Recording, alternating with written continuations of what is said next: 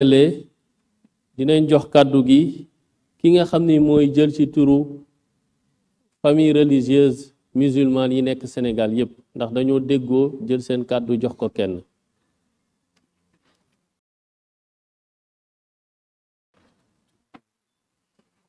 Excellences, Monsieur le Président de la République, Monsieur le Président de l'Assemblée nationale, Monsieur le Premier ministre, honorables membres du gouvernement, distingués invités. Je prends la parole au nom des maires chefs-lieux de région qui ont été invités par Monsieur le Président de la République. Et je me fais le porte-voix de ces maires qui sont présents dans la salle. Monsieur le Président de la République, répondre à votre invitation a été une exigence républicaine parce que vous avez été vous-même l'inspirateur du respect des valeurs républicaines. Ce dialogue que nous commémorons aujourd'hui le 28 est consacré par votre prédécesseur.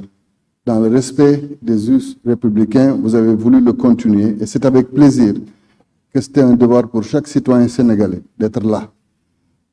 Notre contribution à cet événement s'articulera déjà autour des attentes fortes des territoires.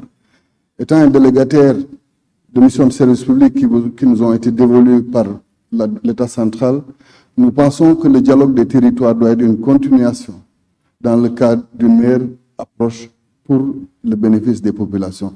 Et c'est pourquoi nous suggérons, Monsieur le Président de la République, que dans le cadre de ce que nous attendons de nos rapports avec l'État central, que nous puissions parler des pôles territoires dans une approche mieux élaborée, qui prenne en compte les spécificités locales.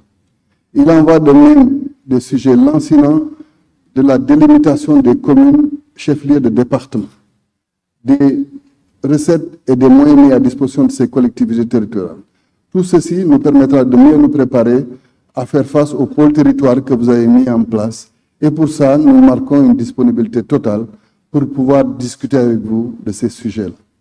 Donc, nous souhaitons vivement un dialogue des territoires parce que nous sommes la dernière frange d'une politique de décentralisation qui permet au quotidien de mieux gérer les préoccupations des Sénégalais.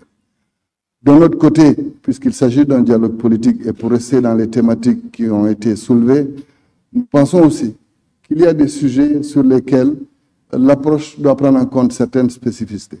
Particulièrement, je viens d'une région, Kolda, où quand nous parlerons un jour de l'automaticité de l'inscription sur les fichiers électoraux d'un jeune Sénégalais qui arrive à la majorité, je vais être confronté à une situation où moi, fils de Kolda, il m'est demandé des efforts supplémentaires pour prouver ma nationalité sénégalaise.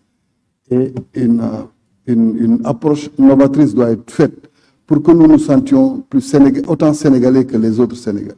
Nous devons sécuriser l'état civil dans nos collectivités, surtout celles qui sont limitrophes, où les consonances des noms peuvent amener à une confusion sur les appartenances à des nations qui sont limitrophes du Sénégal.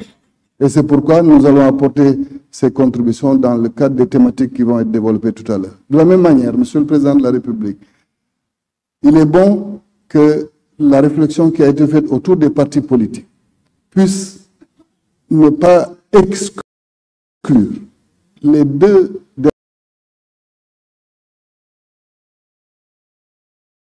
dernières générations de présidents de la République que nous avons eu. Président Macky Sall, comme vous-même, venez de forces émergentes, c'est-à-dire de partis politiques qui sont nés et qui, en moins d'une dizaine d'années, ont pu conquérir le pouvoir. Donc, c'est vrai qu'il faut réformer, mais nous pensons que des mécanismes comme la tenue des obligations administratives de la vie des partis politiques, comme de leurs obligations de déclaration, peut permettre de trouver des mécanismes d'assainissement dans le cadre des rapports entre les partis politiques et l'État central. Par ailleurs, Monsieur le Président, moi je voudrais personnellement vous dire que notre pays a une situation où les relations sont cristallisées depuis 2021. Vous pouvez rassurer des opérateurs économiques et au nom de ça, nous pouvons en parler. Vous pouvez rassurer des opérateurs économiques et au nom de ça, nous pouvons en parler. Enfin, Monsieur le Président de la République, nous devons nous inspirer de nos religieux. Nous, les politiques, nous ne pouvons pas faire moins que nos religieux.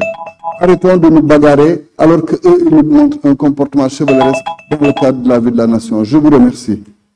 chevaleresque dans le cadre de la vie de la nation. Je vous remercie.